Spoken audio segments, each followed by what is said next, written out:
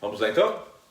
Então acompanhe conosco aí na sua Bíblia, você que tem a sua Bíblia, abra lá em Atos dos Apóstolos, capítulo 15, lembrando que Atos, livro escrito pelo Dr. Lucas, né, que deixou para nós a Teófilo, né, seu amigo lá, romano, e deixou detalhes para que a gente pudesse entender e compreender, né, o pós-ressurreição de Jesus e a ascensão de Jesus, o que aconteceu com os discípulos, com a igreja e assim por diante. Isso. Vamos lá então, Atos capítulo 15, versos 1, diz assim as escrituras. Vamos lá então.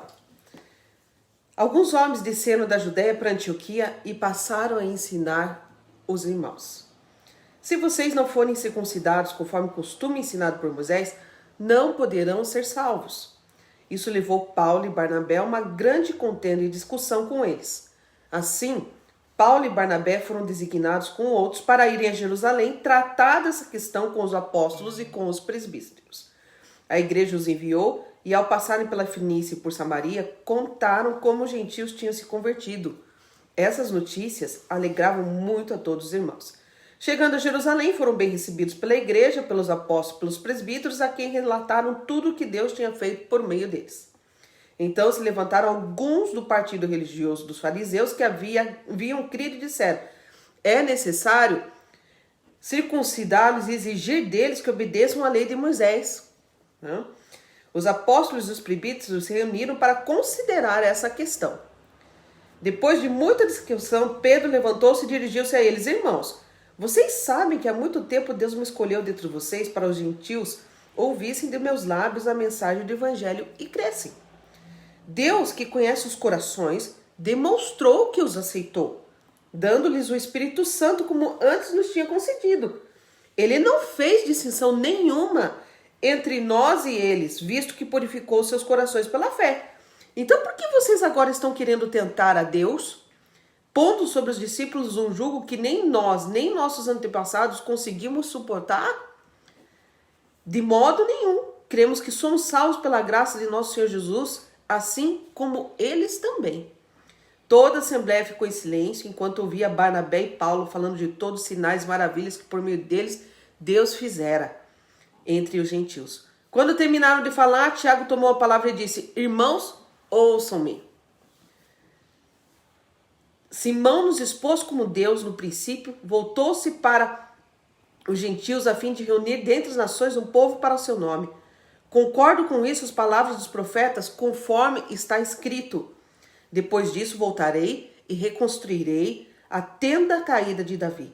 Reedificarei as suas ruínas e a restaurarei, para que o restante dos homens busque o Senhor e todos os gentios sobre os quais tem sido invocado o meu nome, diz o Senhor, que faz essas coisas conhecidas desde os tempos antigos.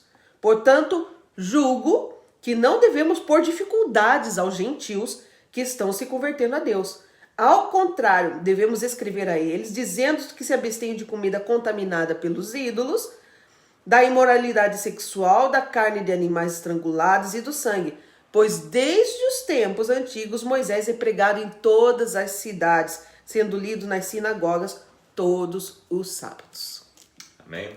Então, queridos, aqui então nós iniciamos o capítulo 15, né, vendo um grupo de descendo da Judéia, um grupo de judeus, né, vindo da Judéia e para Antioquia, tá? E junto, né, eles encontram ali Barnabé, Paulo, e fala assim que se vocês não forem circuncidados, eles trazem uma doutrina, uma condição assim, ali, uma condição, né? isso. Se vocês não forem circuncidados conforme o costume ensinado por Moisés, que na verdade ele está o quê? Pregando aqui a doutrina do judaísmo, né? Não serão salvos. Então eles começam a pregar que a salvação não viria para os judeus se não fossem circuncidados. Para os gentios, daí no caso. Para os gentios. Obrigado, pastor. Tá? E por isso que acontece. Então isso leva com que Paulo e Barnabé, né, comecem a discutir o assunto com eles, tá? E de forma que a discussão foi tão calorosa e a discussão foi tão árdua, que é aquela coisa, não, precisamos então que uma instância superior, né, venha decidir esse impasse. Afinal de contas, né, isso aqui nós entendemos que são fundamentos e que podem desviar os nossos novos irmãos. Isso. Tá? Por isso que o tema é Concílio de Jerusalém. Isso. Então daí enviam eles para Jerusalém. Para quê? Para falar, com versos 4 fala, né? Chegando a Jerusalém, foram bem recebidos pela igreja, pelos apóstolos, pelos presbíteros, Isso. que relataram tudo que Deus tinha feito por meio deles. Então, eles vão lá falar com os apóstolos, vão falar com os presbíteros, com a igreja da época, e discutir o assunto. E interessante que chegando lá, eles participam isso, falam isso, mas diz que não há um grupo, né? Se levanta um grupo Partido dos fariseus. de religiosos e que não, falam, não, eles Tem que exigir deles. tem que exigir que sejam circuncidados, né? Porque é uma maneira deles terem aliança, coisa e tal, tá? Então, de novo, né? Os apóstolos se reúnem para considerar isso, a questão. Mas Pedro, então, há um momento ali onde Pedro se levanta, né? E começa a discursar, né? E é justamente no verso 7, ele vai, irmãos, vocês depois sabem... de muita discussão, né? Pedro lá se levanta. Isso, né? E mostrando o quê? Olha, como é que o Espírito Santo de Deus, que é o maior selo de aliança, o Espírito Santo é o maior selo, né? Concedeu a eles, o Espírito Santo agora, nós não vamos conceder a eles essa crença que são salvos sim, só porque não são circuncidados, porque o Espírito Santo é a maior aliança que e eles receberam o Espírito Santo. Eu gostei muito desse versículo 8, né, que diz: Deus que conhece os corações demonstrou que os aceitou, dando-lhes o Espírito Santo como antes nos tinhas concedido. Então, gente, né? Que dúvida resta, né? Isso aqui é importante porque, assim, ainda muitos de nós, ainda existem muitos grupos religiosos hoje que dizem, não, porque se não guardar o dia tal, ou se não guardar, né, os costumes tal, que você não pode vestir isso, vestir aquilo, o cabelo, a barba, etc, né, você não será salvo, como uma condição. Quer dizer o seguinte, Deus que conhece o nosso coração, que deu o Espírito Santo a nós, que nos guia hoje. Então agora nós não vamos ser salvos porque não guardamos um costume ou, né, uma cerimônia, né, ou enfim um ritual. Não precisa ir muito longe, né, pastor? Basta nos cultos de Santa Ceia. Ainda há muita dúvida, né, pastor Alex, a respeito de quem pode participar ou quem não pode participar. E tem muitas pessoas que, mesmo nós dizendo que elas podem fazer parte daquele momento, não querem participar. Não. Né? Então elas se excluem desse momento, onde, para quem que é ceia? É para todos. A mesa, o que o Pai faz, é para todos. De quem é a ceia? É do Senhor. É do Senhor a ceia. Não é uma igreja local. Tem igreja, por exemplo, que se o irmãozinho lá não tiver em dia com o seu dízimo, não, né, pode participar. Não pode participar. Né, se não. Né, então... Daí a ceia é da igreja, então não é do Senhor. Exatamente, né? A ceia é do Senhor. Então todos podem participar, todos devem participar. Ainda há muitas dúvidas sobre isso, né? Que mas são leis, são regras colocadas impostas por homens, e né? algo Que nunca foi foi Deus. inculcado de tal maneira, pastor, na cabeça das pessoas, que assim, elas têm dificuldade de lidar com isso. Dificuldade de lidar com isso e não participam desse momento grandioso. Enfim, mas no 11 então Pedro fala assim, ó, de modo nenhum cremos que somos salvos pela... De modo nenhum, ele fala, né? Cremos que somos salvos pela graça do nosso Senhor Jesus, assim como eles também. Então, se assim, nós somos salvos pela graça, eles também foram, não muda nada. Se a graça não é por... não é por merecimento. Merecimento, por condições, por legalidades, por regras, né? Então a gente precisa compreender isso. Ok? Vamos lá então. Vamos lá. Eu quero só também citar aqui o versículo final lá, que a gente leu, os 19 até o 21, porque fala assim, portanto julgo que não devemos por dificuldade aos gentios. Queridos, a gente tem que cuidar, né? Servir a Deus, né? Já não é muito fácil. Se você começa a colocar muita dificuldade, as pessoas não conseguem, né? Então, portanto, julgo que não devemos pôr dificuldades aos gentios que estão se convertendo a Deus. Ao contrário, versos 20, devemos escrever a eles, né? Dizendo-os que se abstenham, daí ele dá mais umas condições, né? Fala sobre comidas contaminadas, a ídolos, a imoralidades sexuais, carne. Tipo, cuidem com isso, né? Pois, desde os tempos antigos, Moisés é pregado em todas as cidades, sido lido nas sinagogas todos os sábados. Então aqui você veja que ele fala que existe uma tradição, ele dá até um direcionamento, olha, não esqueça que é lido Moisés, a lei, ou seja, não desconsidere isso, ou seja, não, também não risque isso da sua vida, não, né? Aprenda, entenda, tá? Mas isso aqui não pode ser uma condição para uma salvação. tá bom? Não tem problema nenhum quem quisesse aqui seguir alguns rituais, mas desde que não colocasse isso como condição para a salvação. Eu gostei muito dessa questão, né? Não devemos pôr dificuldades aos gentios, né? Então, todo aquele, seja da sua família, que quer ingressar na igreja, que quer se aproximar de Cristo, não põe dificuldades. Não chega para ele e fala assim, olha, para você ir para a igreja, você vai ter que parar de fumar. Não, para ir para a igreja você tem que parar de beber. Não ponha dificuldades. Deixa que a obra é o Senhor que faz. Deixa que Ele venha. Que Ele venha, isso vai acontecer naturalmente porque o Espírito Santo vai operar. Agora é interessante que aqui eles deixam bem claro, né? Não coloque dificuldade para os gentios, para os judeus ele não disse. Porque os judeus, então aí eles vêm de uma cultura de casa. Então aí tem uma diferença, né? Entendeu? Então isso eu quero deixar bem claro. Né, o povo judeu, né, ainda que para Deus hoje não tenha nem gregos, nem judeus, tá? Mas eles tinham um costume diferente. Então, assim, tanto é que você vai ver um pouquinho mais para frente, eles vão dizer assim, que eles acabavam conseguindo conviver, né, em harmonia, na mesma fé, sendo cada um o que é. Né? Quem era judeu, né, cuidava das crenças dele, mas não colocava esses cuidados como uma condição sine qua non de salvação. Vamos lá então? Então os apóstolos e os presbíteros com toda a igreja decidiram escolher alguns dentre eles e enviá-los a Antioquia com Paulo e Barnabé. Escolheram Judas, chamado Barsabás, e Silas, 2 líderes entre os irmãos. Com eles enviaram a seguinte carta. Os irmãos apóstolos e presbíteros, aos cristãos gentios que estão em Antioquia, na Síria e na Cilícia, saudações. Soubemos que alguns saíram de nosso meio sem nossa autorização, e os perturbaram, transtornando a mente de vocês com o que disseram. Assim, concordamos todos em escolher alguns homens e enviá-los a vocês com nossos amados irmãos Paulo e Barnabé. Homens que têm arriscado a vida pelo nome de nosso Senhor Jesus Cristo. Portanto, estamos enviando Judas e Silas para confirmarem verbalmente o que estamos escrevendo. Pareceu bem ao Espírito Santo e a nós não impor a vocês nada além das seguintes exigências necessárias: que se abstenham de comida sacrificada aos ídolos, do sangue, da carne de animais estrangulados e da imoralidade sexual. Vocês farão bem em evitar essas coisas. Que tudo lhes vá bem.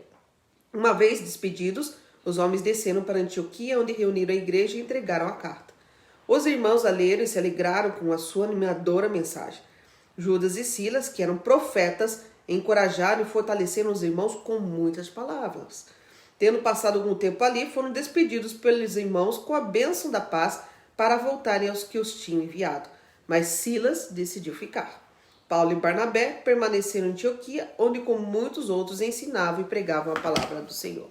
Então, gente, é óbvio que a igreja de Antioquia, eles esperavam uma resposta, né? Por isso que enviaram, né, Barnabé e Saulo para Jerusalém. Então agora Jerusalém, né, a igreja de Jerusalém, devolve, né, eles para Antioquia com uma carta, só que assim, para que eles não cheguem, né, com algo que talvez favorecia já o ensino deles, vindo deles mesmo, então a igreja faz o quê? Envia 2 outras pessoas, que são 2 profetas, que falam de Judas e Silas. Isso. Tá? A Bíblia fala que eles são bem recebidos em Antioquia, eles são recebidos de forma... Eles ficaram contentes, né? Usa uma expressão aqui, Judas e Silas, cadê? Fala que... cadê? Deixa eu achar aqui agora. Enfim, eles foram recebidos, né? A palavra do Senhor fala assim, né? Com grande euforia. É o 31. É o 31. Né? Os irmãos a leram e se alegraram com a sua animadora mensagem. Era esse termo que eu queria. Animadora mensagem. Ficaram felizes. Tá? O verso 32 então fala aqui, né, que eles eram profetas, Judas e Silas, fortaleceram os irmãos, encorajaram, e depois eles têm que voltar embora. Só que nessa de voltar embora para Jerusalém acontece algo interessante. Por quê? Porque Silas gostou tanto, né, de ter ido e resolve ficar. E você vai ver, né, que isso foi muito providencial. Você vai ver agora na próxima parte, porque Silas ele acaba fazendo parte depois, né, de um grupo que faz algumas viagens missionárias. Lembrando que Silas, queridos, é o mesmo Silvano. Silas é o mesmo Silvano que escreve algumas cartas para Paulo depois. Ou melhor, Paulo vai falando e ele vai escrevendo, né? Silvano que é Silas que vai escrevendo as cartas. Eu não vou agora lembrar de todas, mas se eu não me engano, Colossenses, Tessalonicenses, tá? Algumas cartas. Então é uma pessoa importante que vem fazer parte de uma equipe, ok? Mas vamos ver o que diz na sequência. Algum tempo depois, Paulo disse a Barnabé: voltemos para visitar os irmãos em todas as cidades onde pregamos a palavra do Senhor, para ver como estão indo. Barnabé queria levar João, também chamado Marcos, mas Paulo não achava prudente levá-lo, pois ele, abandonando-os na Panfilha, não permanecera com eles no trabalho. Tiveram um desentendimento tão sério que se separaram. Barnabé, levando consigo Marcos, navegou para Chipre, mas Paulo escolheu Silas e partiu, encomendado pelos irmãos à graça do Senhor. Passou então pela Síria e pela Cilícia, fortalecendo as igrejas. Gente, pensa que não tem desentendimento entre os discípulos? Lembra que primeiro a gente vê um desentendimento acerca doutrinário, né? Tem que circuncidar ou não tem? Né? E vamos lá, vamos na igreja, tem que resolver. A igreja Pode tem acontecer, que decidir isso. Né? Agora a gente vê uma briga interna entre os colegas, entre os amigos de ministérios, né? Entre os missionários ali. Por quê? Né? Paulo decide voltar a visitar os irmãos, né? Nas cidades que eles passaram pregando o evangelho. Barnabé acha ótima ideia. Só que na hora de compor os planos, né, da viagem, como ia, quando ia, com quem ia, Barnabé queria levar o João Marcos. João Marcos, que inclusive era parente, tinha um certo parentesco com ele. Agora não vou lembrar agora qual era o nível de parentesco, mas Paulo, nesse momento a gente vê Paulo e uma ferida, né? Paulo já estava ferido. Por que Paulo estava ferido? Porque o apóstolo Paulo, na primeira viagem, né, lá Marcos estava, e lá na Panfilha Marcos abandonou eles, não aguentou o rush, né? Não aguentou nessas perseguições e abandonou eles. E largou eles na mão. E Paulo falou assim: então agora eu não Paulo quero. ficou sentido, né? Paulo ficou tão sentido, falou: agora, não, comigo agora não. eu não quero que ele vá. Né? Não Quando eu quis, ele não veio. Agora eu não quero. Mas Barnabé, o encorajador, o mesmo que também, quando Paulo, ninguém, né, queria acreditar em Paulo, acreditou em Paulo. Né? Barnabé por isso que Barnabé, irmãos, ele se destaca um pouco no que se diz respeito àquele discipulador, né? Ele sempre quer dar uma chance, ele sempre está querendo, né, animar as pessoas. Então ele fala, a Bíblia que fala assim, que ele se desentende com Paulo, há um desentendimento. Exatamente. Alguns escritores vão mais longe, diz que eles literalmente foram pro braço, irmãos. Diz que eles chegaram a rolar no chão e foram pro braço, brigaram mesmo, a ponto de, então, beleza, todos eles vão fazer a mesma coisa, que é visitar as igrejas, mas cada um vai para um lado. Né? A gente que no vê 39 diz, tiveram um desentendimento tão sério. Esse tão sério, diz que tão foi sério mesmo. Né? A ponto de Barnabé, então, ir para Chipre com João Marcos, tá? E Paulo pega Silas, lembra Silas, Silvano, aquele que era para ter voltado para Jerusalém e ficou, e agora ele vai para as outras regiões, né? Passando e visitando várias cidades da Síria, Cilícia, né? E fortalecendo as igrejas. Mas é interessante que ao mesmo tempo que por um lado parece ser uma coisa ruim, né, irmãos, porque brigaram, né? Se separaram, por outro lado potencializaram. Você vê como Deus ele usa tudo, né? Todas as coisas contribuem juntamente para o bem daqueles que amam Deus segundo o seu propósito. Porque agora, em vez de uma equipe, tem duas. Né? Em vez de um potencial, tem dois potencial. E assim, então, vai dar continuidade às viagens missionárias. Bom, hoje é isso, né? Hoje é isso. Que o Senhor possa falar ao teu coração, queridos, que dúvida, não tem problema você ter dúvida acerca das crenças, mas sempre é importante você entender que existem pessoas que podem te orientar, que já têm um pouco mais de experiência, que tem, né? Agora lembrando, ponto sine qua non, queridos, imutável, o Espírito Santo, ele é o selo da verdade. Então, se o Espírito Santo tem se movido, né, nesta igreja, não começa confirmado, né? Não começa a se apegar coisinhas pequenas, sabe? Tem gente que fala assim: eu saí da igreja porque eu comecei a ver o pastor, a pastora, o irmão, e comecei a ver defeito. Irmãos, tem defeito? Todo mundo tem. Mas tem o Espírito Santo agindo? Então, não começa a querer achar coisa, né? Tem uma expressão que fala assim, achar pelo em ovo. Daqui você vai achar, tá bom? Agora, veja o que o Espírito Santo está se movendo, está havendo curas, milagres, Deus tem feito mudanças de famílias, vidas. O Espírito Santo vai trabalhar o que precisa ser trabalhado e em quem precisar ser trabalhado. Não se coloque como juiz, não se coloque, né, porque senão você vai prejudicar, você não vai conseguir ficar. né? Em lugar nenhum, né? Em lugar nenhum. E Em muitos, lugar nenhum, queridos, porque não existe lugar vão usar perfeito. isso até para não conviver com pessoas, Isso. para se Então, isolar. eu prefiro ser eu e a igreja, né? Isso. Não vou, fico em casa, não... É não uma me- maneira da pessoa até se colocar numa posição melhor, Claro. sem ser melhor que o outro, se Sim. coloca, né, como melhor. Porque assim, só que se você for ver, a pessoa não expõe os problemas dela para os outros, não estando em grupo. Nós somos seres gregários, irmãos, precisamos viver em grupo, tá? Deus nos fez não para ficar só, para estarmos em comunhão, né? Esse é o grande mistério do cristianismo, tá bom, queridos? Que Deus abençoe a todos vocês, um bom dia a todos. Uma tá? ótima quinta-feira. Se você brigou aí com algum irmão da igreja, bem, não tem problema que você esteja para um lado, ele para o outro, desde que os dois estejam fazendo a obra do Espírito Isso, Santo. e tá não bom? deixar isso crescer no Não coração, deixa isso- né? Não deixa contaminar, não. E você vai ver que mais tarde, depois, nós vamos Vocês chegar voltam lá. a se encontrar. Eles voltam a se encontrar, Marcos, o próprio Paulo vem pedir para, uns 10 anos depois, vem pedir para Marcos ir lá ajudar ele e assim por diante. Tá bom? Bom, Deus vamos lá abençoe. dar um abraço no pessoal.